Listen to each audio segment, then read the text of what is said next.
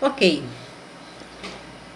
faremos agora a correção do nosso exercício referente à aula do dia 15. Veja bem que neste exercício o nosso assunto abordado é também com a referência às angiospermas. Então, no nosso exercício, você tem esse pequeno texto que vocês já leram, tá? Que ele coloca em certas regiões, ou em certa região, no caso, existiam lindas plantas com flores coloridas, constantemente visitadas por borboletas que voam ali e acolá meio desengonçada. Também havia os bitivis, pássaros atentos e ligeiros que, com astúcia, caçam borboletas. Os bitivis, por sua vez, eram atacados por gaviões. Todos esses seres viviam em equilíbrio até que alguns moradores da região começaram a matar os gaviões, alegando que essas aves também atacavam os pintinhos da granja local. Desde então, essa região começou a sofrer um sério desequilíbrio ecológico. Continuando aí. Com base, deixa eu só arredar para cá um pouquinho. Com base no texto, responda. Letra A. Por que as borboletas visitavam constantemente as plantas? Nós temos aí uma boa interpretação. Aqui vamos enviar para vocês uma sugestão de resposta. Então, veja bem que as borboletas, elas visitam em busca do néctar. E o néctar é aquele líquido açucarado que as borboletas se alimentam, tá? Então, esse néctar, ele é produzido nos nectários das flores. Então, por isso que as borboletas sempre estavam ali visitando as flores e ali retiravam o néctar e, ao mesmo tempo, elas ajudavam na polinização.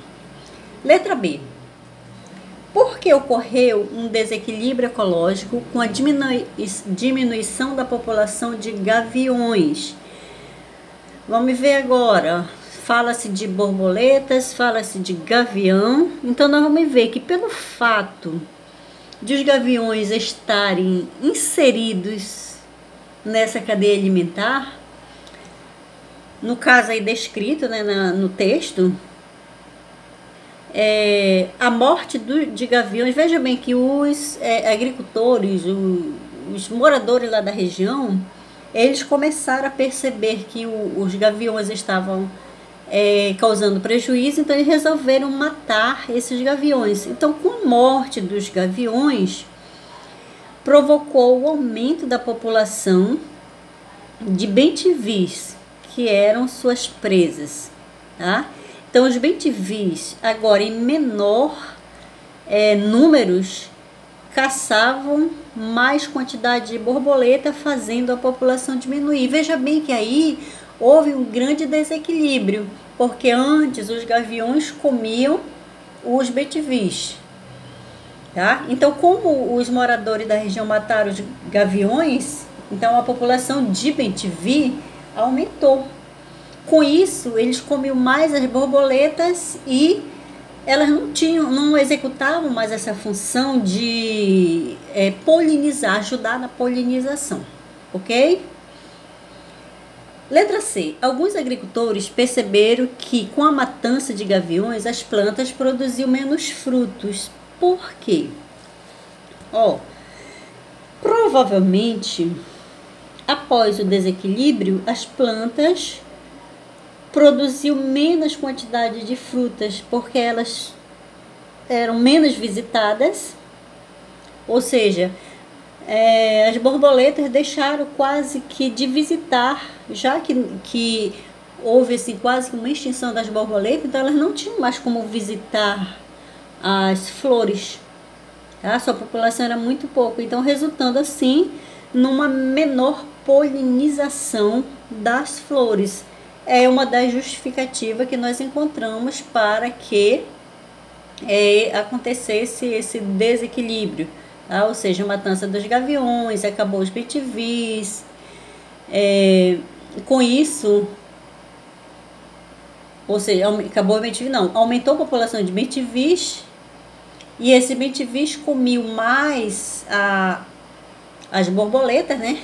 E aí as borboletas acabaram ou seja, não tinha mais como ajudar na polinização. Questão número 2. Certas espécies de pássaros comem os frutos, mas depois cospem os caroços. Já outras espécies engolem o fruto inteiro, mas liberam os caroços. Pergunta-se: que vantagem a planta produtora desses frutos recebe em relação ao comportamento desses pássaros? Vamos lá, nossa sugestão de resposta. Eu diria assim, que o fato dos pássaros eliminarem seus caroços cuspindo ou nas fezes, ao se alimentarem do fruto, favorece a dispersão das sementes dessas plantas pelo ambiente. Tá? Então veja bem que através das fezes, esses animais eles vão ajudar, vamos supor assim, o animal que, vamos supor assim, engole o fruto inteiro, mas depois libera o caroço, ele tem uma vantagem também, tá? De, vamos supor, voar para um local bem longe dali, vai liberar a semente e ali pode gerar um novo fruto, tá bom? Aí você pode ter outras respostas. Questão número 3. Olha aí o nosso texto. Para que essa língua tão grande? Você vai observar nesse texto que aí ele está falando também de outro animal, no caso agora um mamífero, tá? Tá dando aí a característica dele, no caso o morcego, né? E com base nesse texto, nós temos aqui uma questão para você desenvolver. Com relação ao texto, responda: entre as briófitas e as pteridófitas, as angiospermas e as gimnospermas, destaque para qual grupo os morcegos têm importância. Justifique sua resposta. É claro que a importância, destaque para o grupo, qual grupo os morcegos tem importância. Então aí no caso seria o grupo das aves, né? Além dos morcegos, quais outros agentes polinizadores você conhece? Aí como inseto nós temos borboletas, abelhas, besouros, tá bom? Então aí foi a correção do nosso exercício. Espero que vocês tenham observado direitinho as questões, trabalhar com a parte da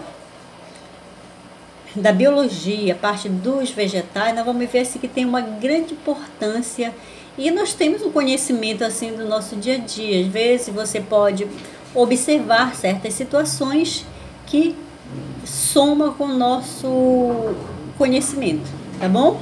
Então até a nossa próxima aula.